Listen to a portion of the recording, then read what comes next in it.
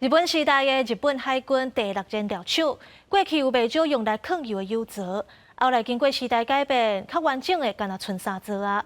其中有一座是目前是伫咧建功国小内底，伫咧1960年代改建做教室了后，学校最近是搁再翻新，即嘛是正做多功能教室，要来活化这个历史建筑。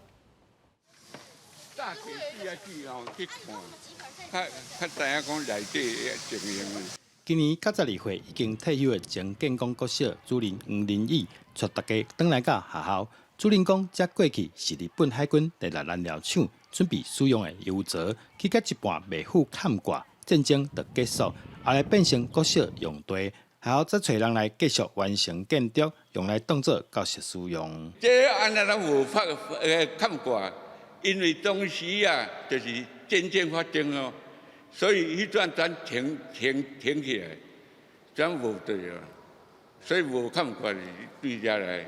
长期研究日本海军第6燃料厂的阳明交通大学团队，最近也针对圆形的大油槽进行调查，希望把过去历史故事找回来。是可以看到我们这整个地景啊，是少数只剩下为数不多的这个6燃的这个设施。那这个国小呢，其实会这样保留下来这个2次大战的历史建筑，其实是非常特别的。那也是因缘际会之下，反而拆掉比较贵啊，保留比较便宜。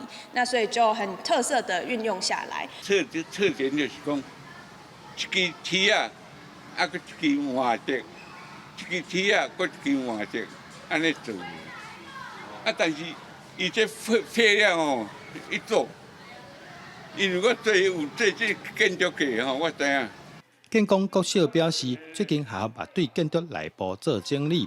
准备好大圆筒教室，会当做更较多运用。后摆的时阵，这建筑要予囡仔在内底上课、上音乐，然后表演，然后各画图拢伫内底。然后我们学校也有合唱团，然后下早的时阵，就予囡仔伫遮唱歌。日本海军第6燃料厂是保证台湾少数存落来二战时期的军事工业遗址，改造完成后变做多功能教室。